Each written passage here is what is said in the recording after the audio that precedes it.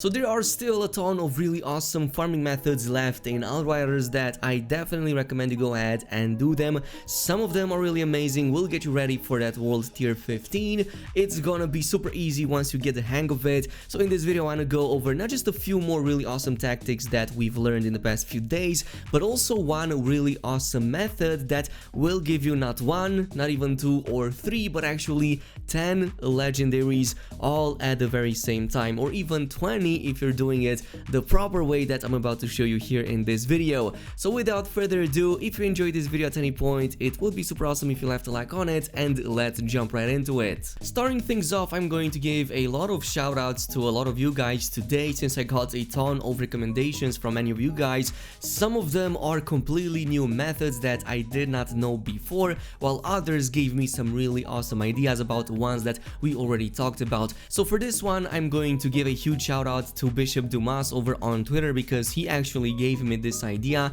So we recently talked about that monster hunt Wendigo in the Gate region. Well, that was something that we only farmed the boss for and then just abandoned and retake the mission in order to like get this as often as possible and also get some really nice world tier XP in the process. Well, what if I told you that instead of just getting like 2 or maybe 3 epics, we can get all the way up to 8, as I am about to show you.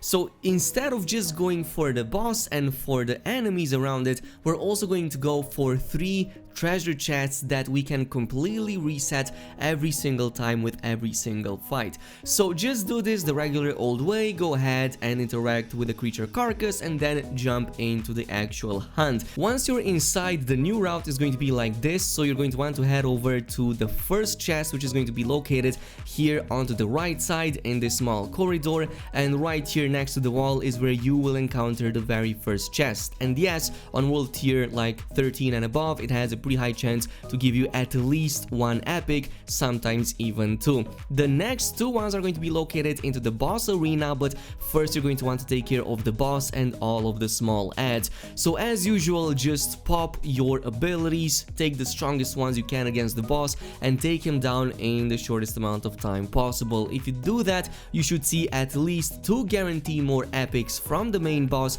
and maybe 1 or 2 more epics from the ads as well, since they also have a pretty decent chance. So once you're done with that, collect all of that, and this is where you will have to go in and take the remaining 2 chests.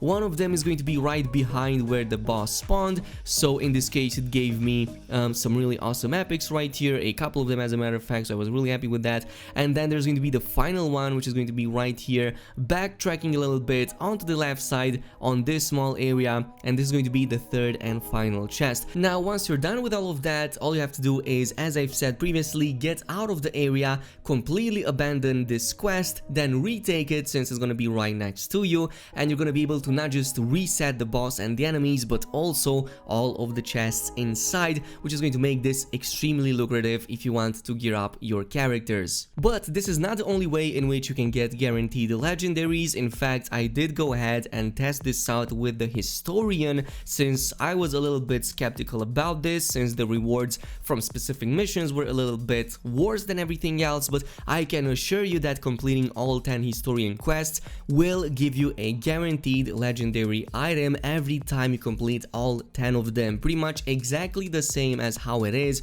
with the hunts and the bounties. So what you can do is to go ahead, complete all 10 of these Historian quests, just like how you do it with the bounties and whatnot, and you can come back at the NPC in the first town ever, give them all in. It's gonna give you that guaranteed legendary, and yes, at the end of it all, you can absolutely reset these again, and I can confirm they will give you another legendary every time you complete all 10 of them. But on a final note, I want to bring you with by far the best method right now that exists in the game.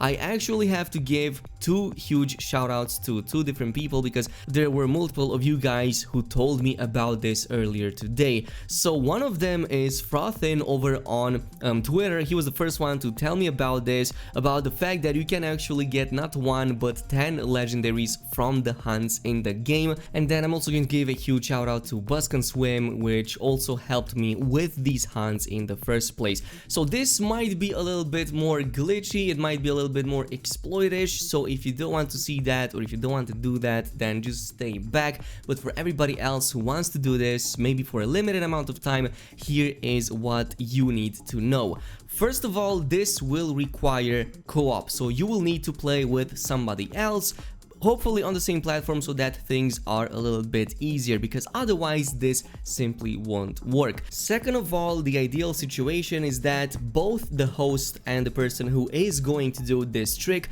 must have completed all 10 of the bounties and all 10 of the hunts in order to get the most out of it. But personally, for the host, it's not necessary to have all of them completed, only have the option to begin at least a few of these. It's important for the second person, the one that joins in, to actually have all 10 of the hunts and the possibility to reset them, which brings us to the third spot. In this situation, I was the person who was doing the trick, so Buzzcom was the one that was hosting the game for me. So what I had to make sure was that I gave in all of the 10 legendary hunts and wanted posters, but did not reset any of them in order to complete them again. This is crucial right here. If you're the one who's doing the trick on somebody's host, do not reset any of your hunts. Got it?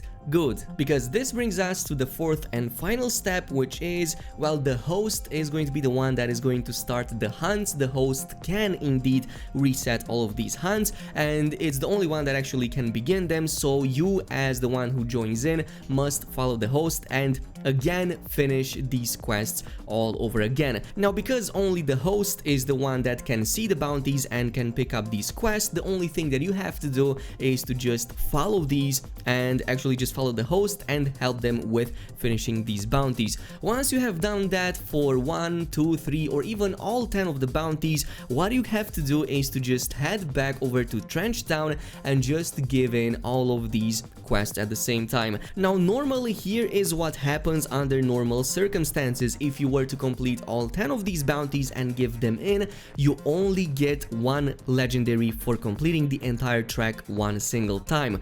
But in this case, if you followed those 4 steps I was talking about, you don't just get 1 legendary, you get legendaries every single quest you give in, so a total of 10 legendaries in total for each and every single one of these hunts that you give in, and not just 1. And yes, this will still be on top of all of the other epics that you also get at the same time. So from completing 1 single achievement track for either the bounties or the wanted levels, you're going to be given 10 epics and 10 legendaries instead of just 10 epics and 1 legendary, which is insane. Reason for that is most likely a really weird interaction that the game has right now with the online co-op and with people who did not reset their hunts the second time and are present in a host's game while they are completing theirs. I hope that I made myself clear. I will definitely post the step-by-step guide in the comment section down below as well, because I know that I will get all of these questions. But again, this works both for the hunts as well as for the wanted posters, so you can literally get 20 legendaries if you just do this in one whole swoop, which would take about like 1 or 2 hours depending on your world tiers. The next thing that I suggest is to totally be on the highest world tier possible when you complete these quests. So for example, the host, it would be best if it was on world tier 15 and both of you were able to complete these in a timely manner. Otherwise, you can get them at, like, for example, how we did it, world tier 13, and then use the rest of the levels to just upgrade those at the appropriate world tier 15 equivalent. And finally, of course, you can switch these up, so if one of the players was the host first, then they would only get 1 legendary, and then you could switch up so that the other party could be the host instead the next time, and repeat this between one another until both of the parties involved would get these legendaries every other turn, so that it works better for everybody involved. Again, huge shout out for everybody who helped me with this, of course, the Buzzcon and everybody else who did tell me about this method. Now, is this going to get you banned and whatnot? I'm not really sure, it's not really technically like using a third-party software, but it is kind of exploitish, so do it at your own risk. You have been warned. I don't want to see anybody crying in the chat because they farmed like 200 legendaries and the developers jump on them. Maybe if you do it like just a couple of times, it should be helpful enough, but don't go overboard with it because you're going to get that bad hammer real quick, son. Of course, in this case, we did get a pretty awesome set that I do want to cover here in this video, so you can actually get pretty lucky with the drops and get like a complete set, almost like how I did, but I do want to go over, for example, the Trespassers item set, which fortunately enough I did get 3 of the pieces, so I do have the bonus over there. Players cannot die while inside of the slow trap, which is really awesome. Also, the set comes in with these really awesome effects on the skin, like you see these glowing and like there's like these electric effects happening and whatnot, so it looks really awesome, especially at night, and it's definitely one of the best ones that we've seen. But going really quickly of some of these bonuses, like delivery on time, slow trap, activating this skill replenishes ammo for every ally current weapon in the sphere's range, which is really intense. Damage mitigation, slow trap allies within the sphere receive 40% less damage, which is kind of useless for me. And then of course, time rift shots on enemies affected by the skill do not consume ammo, which we saw previously. But these are not the only pieces I've got. I got like the cannonball set, which I believe is shared between multiple classes, and I believe the last one was footgear of the cannonball, again part of the set, with ready for anything. 10% critical damage dealt to elite is returned as, of course, health. And the set bonus, killing enemies with melee skill replenishes ammunition on your current magazine, so this is mostly, I believe, for a devastator kind of build.